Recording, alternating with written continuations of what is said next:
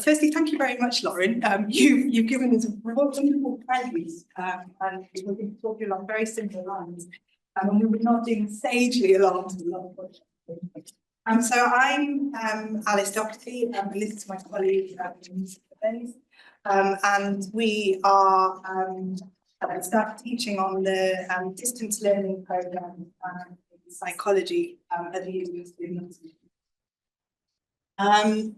So we're going to be talking today in a little bit about belonging, and I'm going to start off by giving some background into background to the study that we've done and to the course more widely, and then I'll hand over to Aneeza to take you through the analysis that he's done around the data that we collected. As we know, distance learning is a growing area, and there is a real demand for courses which are flexible and part-time, and that students can fit around their professional and personal lives.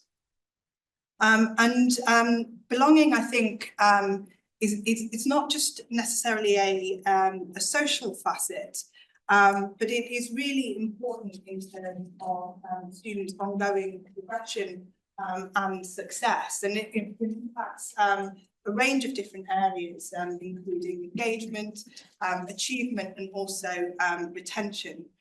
There was a significant survey conducted in 2021 by Wonky, which showed that, and I do caveat this research on the basis that it was conducted in 2021. This was a period of emergency remote learning, but it does certainly seem to suggest that it's harder to cultivate belonging when students are learning remotely. So the cohort of students that completed this survey who were studying fully online were those that are least likely to agree that they felt a sense of belonging. Another interesting bit of data that came out of this survey was it asked the students who participated the things that would help them to feel a greater sense of belonging. And interestingly, the three factors that came out as being those factors that would improve their sense of belonging were things like meeting like-minded people, developing closer friendships, and getting to know people on the course better. So really social elements of the social elements of their learning experience. And of course, I think as distance learning practitioners, we would say this isn't necessarily something that is unknown to us. There is a real emphasis on the social element of the learning experience in some of our key models. So, for example, the community of inquiry model talks about the role of social presence and that ability to create and build relationships in creating an inclusive learning experience. So I'm just going to take you through a little bit about our courses before I hand over to Aneeza to take you through the research that we've conducted.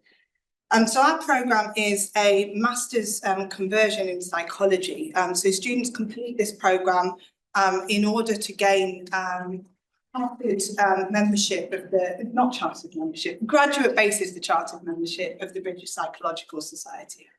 And they use that qualification in order to go into further training in other areas of psychology. We are a small team of distance learning practitioners within the School of Psychology, and we teach a programme which follows the same curriculum as a campus-based programme which we run concurrently. The distance learning programme is run completely online and it's studied over 2 years, and we have one intake per year. which I think is particularly important for students being able to build that sense of the cohort within their years. We currently have 81 registered students, so we're quite a small team. And I think the vast majority of our students are either professionals, working while studying, or lifelong learners. And they come from a real variety of career backgrounds. It's one of the beauties of psychology. People come from all sorts of different areas of interest. So we have students working in education, students working in healthcare and business. It's a real mixed bag, and it's a real pleasure to work with those students. And as I say, most of those are looking for career progression.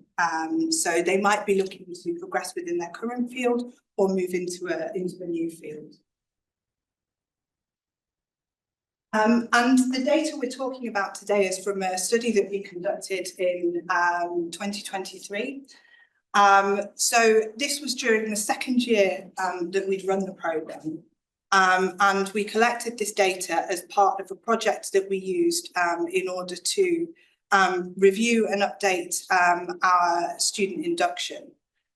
So a key aim of that project was firstly to just examine and understand students' experiences of studying the course, but also that to use that to capture material that we could build into the induction in the form of quotes that we could use to help students understand what it was like to study the course.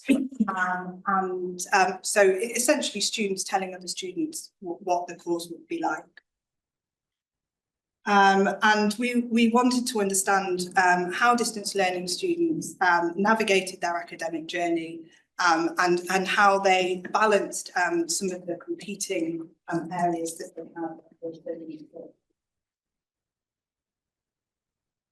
Hi, thank you, Alice. Thank you so much for being here. I will start off by as Alice said, we teach within the School of Psychology. I'm personally a social developmental psychologist, so when I come to belonging, or when we start understanding belonging, we do it from that psychological lens. So in psychology, there's a theory by Larry and Maestro, which is a very classical or foundational theory. It was produced in 1995, which talks about belonging as an inherent connect. So it's rather than being something you may or may not want. From this perspective, belonging is seen as a basic need or desire, a want, a need. So building on that, our research questions were, what motivates students to choose distance learning? What are the strategies they use that help them succeed? What challenges do they face? And finally, how do they develop that sense of belonging and community? So just briefly go through our study design. We had, it was a qualitative project.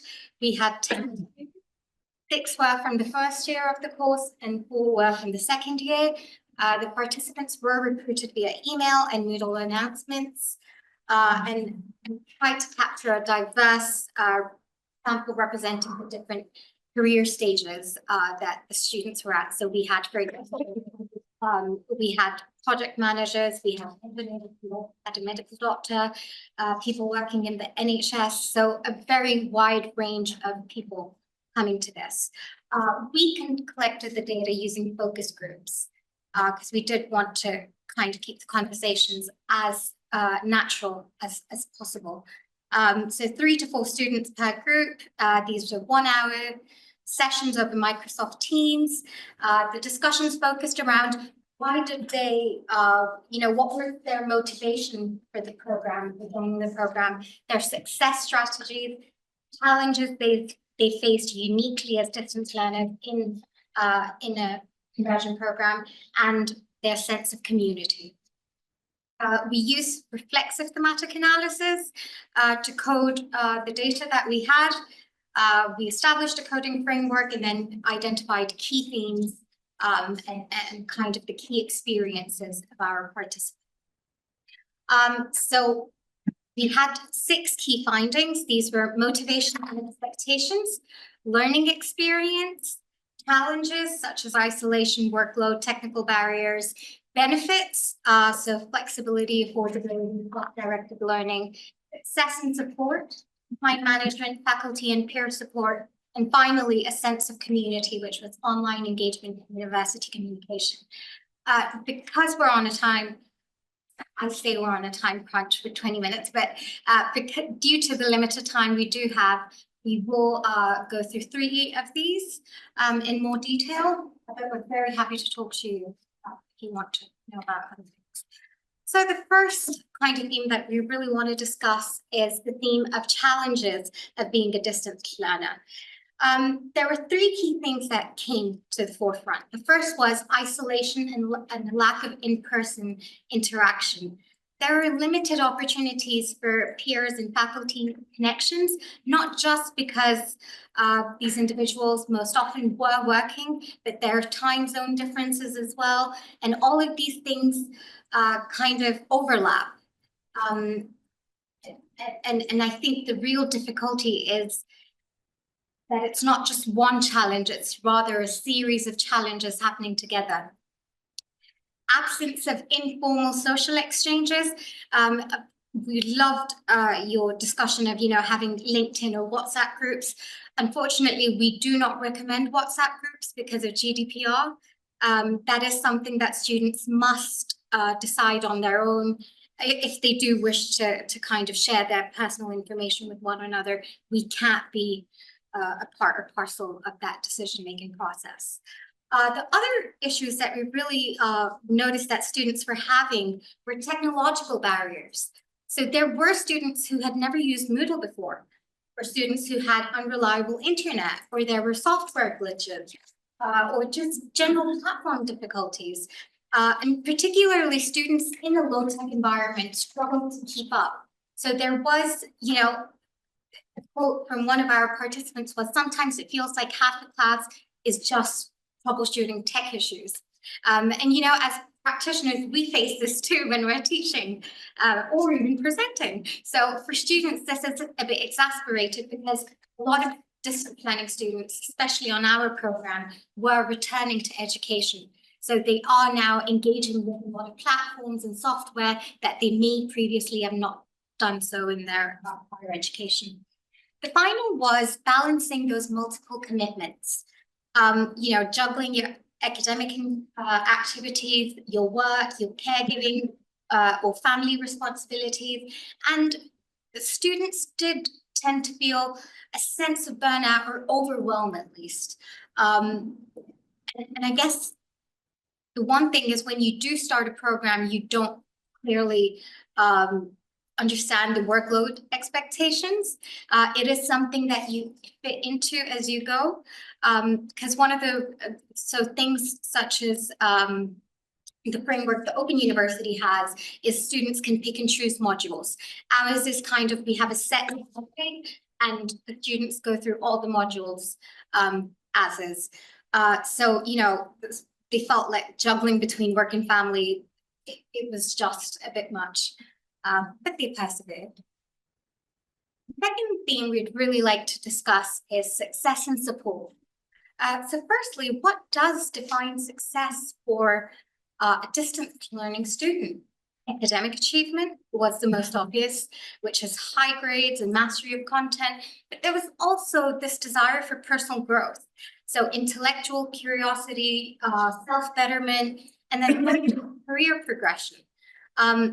Now, luckily, psychology, or at least this program, is placed in such a way that the students, if there's no one career path that they're off to, you can literally go ahead then do something in business management, go ahead in healthcare, go down the psychology route. So the options are quite varied. So students felt that success was basically both the academic achievement, but that personal growth and development. Some of the key strategies for success that students pointed out. As Alice mentioned, this was a key element of updating our induction program. So we did want new students to hear from old students what made them successful, but also how did they achieve that sense of success. So the first was time management and goal setting. These things, again, they sound, because we've heard them so much, and they are things that we consider and worry about in our everyday lives. So we tend to kind of overlook them, but they are crucial. So these were essential for balance and commitments. Active engagement. So there is this need for the student to be active. The module team can do so much, the program team can do so much, but the student must be willing to engage and be an active member and a contributing member of that community to feel that sense of success. Self-discipline and proactive involvement. So keeping momentum. And, you know, if you're feeling a bit lost or behind, kind of sharing that with your peers and even module leaders to kind of see how to navigate that.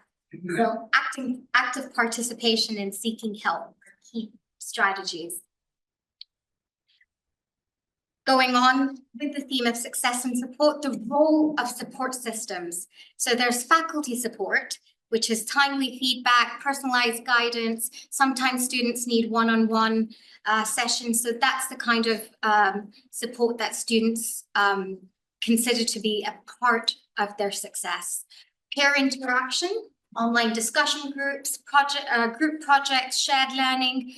We did trial and I would say quite successfully group activities. So they were asynchronous activities, but they were groups. So it would kind of force students to engage and interact, even if it was online.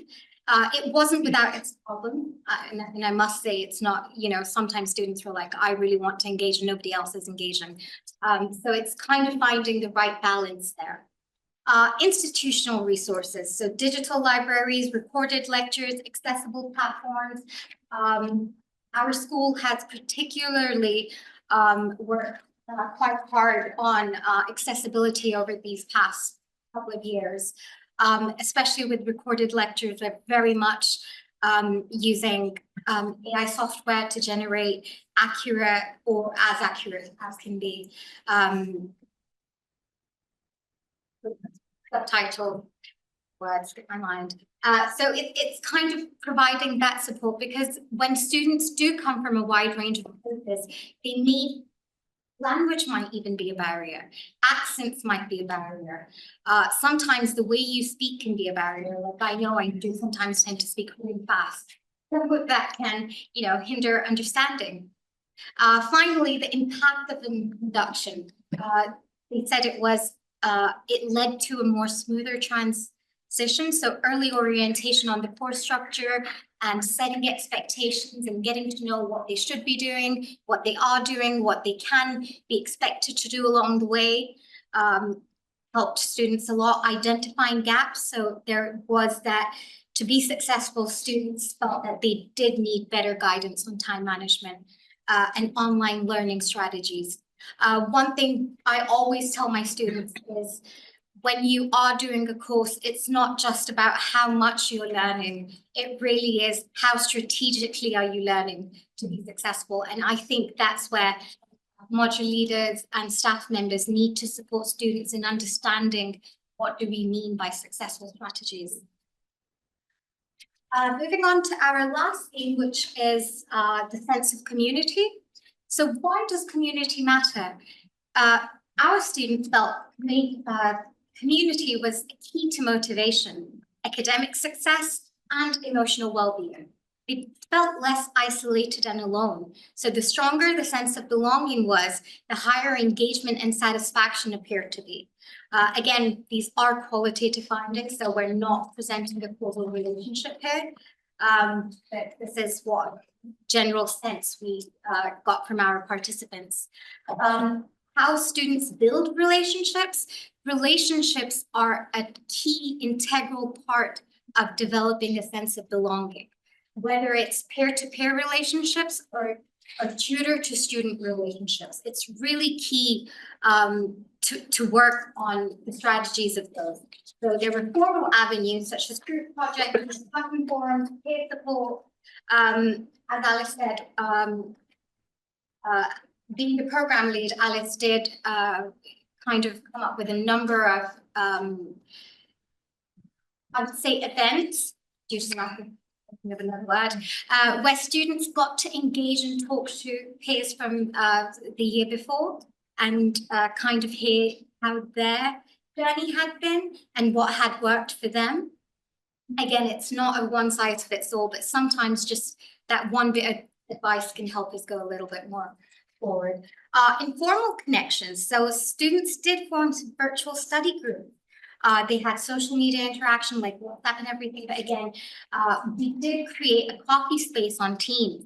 So this was like a social space, actually a social space on Teams. We had coffee breaks there and students could just comment, raise a topic, talk to each other. That was really important. Faculty engagement, so we have office hours that are open to our distance learners just as they are to our in-person students, personalized feedback, and students, kind of felt empowered to reach out for potential mentorship. So if students want to know more about their career or career guidance, they did feel a level of comfort reaching out to individual members of the faculty. The role of recognition and achievement, again, a very underestimated part, but faculty and peer recognition enhances student motivation. So shared milestones strengthen the relation and encourage that collaboration. And this recognition is not just for the students, it's also for the faculty. Because remember, when you're teaching in person, you develop a rapport with your students because you see them, even if it's a class of 300. You're going to engage and interact and you'll kind of know them. When you're working with a fully distance learning program, quite often, even when the students do join, let's say a live engagement session, they might not have their cameras on because it's not feasible, they're not able to, they might not have the tech to. So it is important for staff to also feel that sense of connection to their student. Finally, communication as a foundation for community. Regular program updates, webinars, virtual events, all related to a sense of inclusion.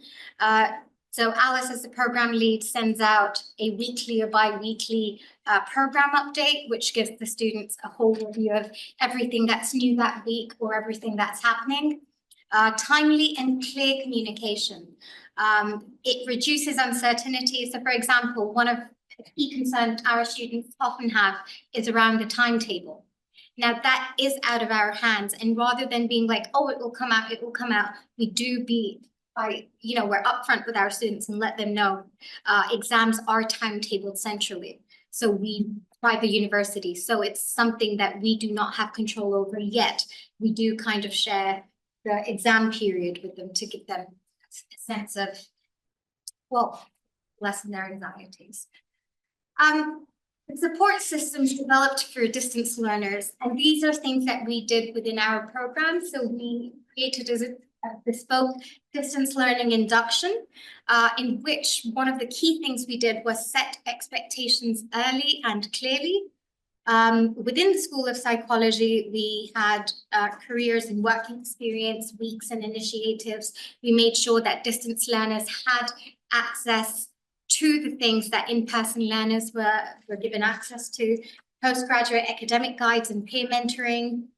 We have research seminars which are live and recorded, and we really encourage our students to be a part of them as well. We have a well-being team that's tailored and dedicated for distance learners. And finally, the distance learning community. For example, we have the real social space. We have a support hub, we have virtual tea breaks and online networking events as well. So what can universities do? Induction is a key part. Ensure early, structured and transparent guidance. Set realistic expectations and reduce uncertainty. Foster meaningful peer connections. Finally, invest in robust technical and academic support. Very key. Because a lot of the students might not be familiar with the systems that you kind of showing them. And then finally, recognize and celebrate student achievements. Here are some resources that we've been working on. So I've been working on belonging since 2018. But these are some of the more recent things that we've done. There's an article on maturing international student sense of belonging. There's a UKISA project report on international student sense of belonging. And finally, we do have a practical guide for students, university staff and mentors. It has some really good and easy tips and guides on how you can inculcate that sense of belonging. Final thoughts. Remember, self-discipline alone is not enough. It is not either the staff's or the students' responsibility alone. This is a joint venture. Strong sense of belonging fuels engagement, retention, and achievement.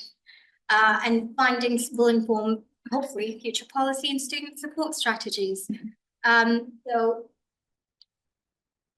how do we further enhance belonging in online distance learning? This is a question that we would say it's pretty much still out there that we kind of want to engage with everybody on. Thank you.